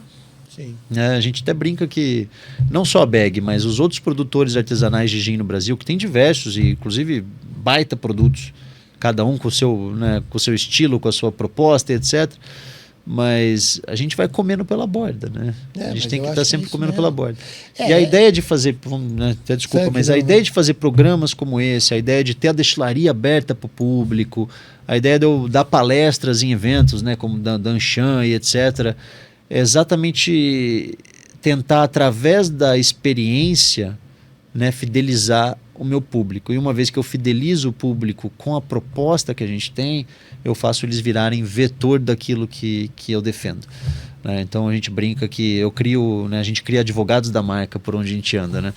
Então a gente tem que fazer um processo onde ele defenda tanto quanto eu que o produto artesanal brasileiro é foda. Entendeu? Ele é. A ideia é essa, né? A ideia é que a gente consiga fazer esse processo com todo mundo. E uma vez que a gente conseguir, obviamente, né, eu tenho vários vetores em lugares diferentes, em situações diferentes. Mas, né, a gente brinca que uma pessoa que foi lá na minha destilaria, toda roda, tenho certeza que toda roda, toda celebração que esse cara tiver, onde tiver envolvido o gin, o assunto vem. Puta, eu fui na destilaria dos caras, a destilaria é maravilhosa. Não, e o pessoal que eu vou levar lá, né, que eu vou levar, e preferencialmente um dia que você esteja. Com certeza, a gente combina para estar lá. Combinar para você estar lá.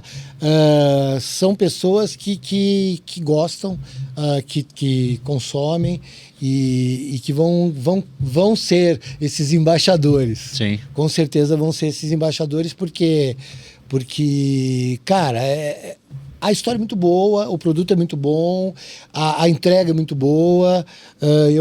Eu não sou um cara que faz média, não gosto.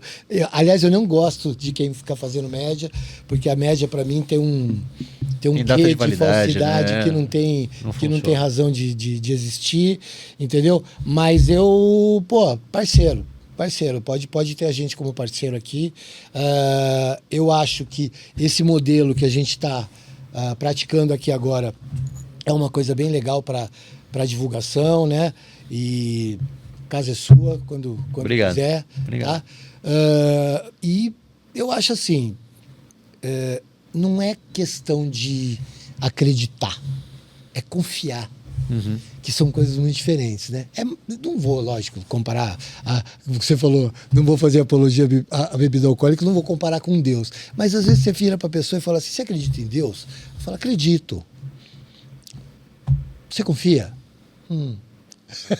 Né? É uma grande diferença. Entendeu? É uma diferença bem muito diferente. grande, é diferente, está muito grande. E isso é uma coisa muito legal que eu percebi aqui em você e te dou até os parabéns por isso. Você confia pra caramba, cara. Você confia muito nas decisões que vocês tomam. Obrigado. Entendeu? E isso é muito legal. E é por isso que vocês chegaram até aqui e vão muito mais longe. Né? Vão muito mais longe. Bom, não é um papo de bar, não estamos tomando uma cerveja. Ainda não, hoje é segunda. Né? Hoje é segunda-feira. Mas eu vou te falar uma coisa, Arthur. Não sou a Marília Gabriela, mas ali tem a tua câmera, cara. Se você quiser dar um recado aí pra galera em relação ao teu produto ou em relação à vida, ou o que você quiser, cara. Agora o Agora desfecho é meu momento. é seu. Desfecho é seu. Mas não vou fazer aquele bate-bola, uma cor, né? Aquelas coisas. Não, vou te dar a liberdade. Minha câmera é aquela lá, É né? aquela lá. Bom, muito obrigado primeiramente por escutar um pouquinho da história, né? Então, um pouquinho do Arthur, um pouquinho da Bag, de como tudo isso, né, saiu do papel e chegou nessas garrafas lindas aí para vocês poderem comprar no mercado. Mas meu pedido é exatamente o que eu faço para todo mundo lá na minha destilaria. O intuito é que vocês saiam daqui depois de toda essa 1 hora e meia, não sei quanto tempo a gente ficou aqui. Nem quero fazer essa conta. Que vocês defendam o produto artesanal brasileiro e que vocês entendam que tudo que a gente faz é com muito carinho e que toda essa qualidade ela não vem, né, sozinha, ela é entregue exatamente por pessoas, né? A gente fala muito isso, que o nosso gin é feito por pessoas, mas que vocês possam ser os vetores para nós de tudo aquilo que a gente, todo o carinho que a gente emprega em cada garrafa, né, produzida pela Bag. E acho que é isso. Acho que não... É isso aí. Bom, eu gratíssimo pela tua presença. Nós vamos deixar para falar do Negroni na próxima oportunidade. Vamos, a gente fala do Negroni a na gente próxima. vai falar na Ele próxima. É novo ainda, ele tem chance. Ele tem chance ainda para aparecer. Mas, gente, eu repito aqui as palavras do Arthur. É muito carinho, cara. Muito carinho com o produto, é muito carinho com a ideia, é muito carinho com a busca, né? E eu tô bem feliz de poder tá aqui conversando com você e falar disso, e falar principalmente da história. Do produto eu vou falar mais vezes e muitas vezes, na verdade, para muita gente. Nunca mais vou consumir o verdinho. E não é uma questão pessoal, é uma questão de ter entendido o que tá aqui dentro, cara. Entendeu? Entender mas é isso, como isso aconteceu. Entender a verdade que tem por trás do produto. Exatamente, né? Exatamente. Eu gostei da sua palavra, vou adotar para mim. É isso aí. A gente não só confia, né? Exatamente. A gente não só acredita, a gente confia. A gente confia, né? Gente, feliz pra caramba. Arthur, obrigado demais por você estar aqui. Prazer é meu, prazer é todo. Nós vamos ainda distribuir esse conteúdo que a gente produziu aqui e a gente vai se falando e eu vou convidar esse grupo aí dos meus amigos, que não vou precisar nem falar 2 vezes, só vai ter que bater a agenda de todo mundo, porque é sempre aos sábados, né, como você falou. Não, mas a gente pode marcar qualquer outro dia, não tem problema, eu recebo então, vocês lá. Eu vou montar esse bando, né, porque quadrilha só são 4. Eu vou montar um bando para ir lá conhecer, que eles vão ficar bem felizes e vão ser com certeza embaixadores da BEG por aí. Show. Tá bom? Novamente, Arthur, muito obrigado pela oportunidade. Obrigadão. Obrigado, Eduardo, por você mais uma vez estar aí pilotando as máquinas. E a 88 vai ficar por aqui. E eu volto. E ó, não se enganem, o Arthur também volta, tá? Até mais, gente. Obrigado. Tchau, tchau.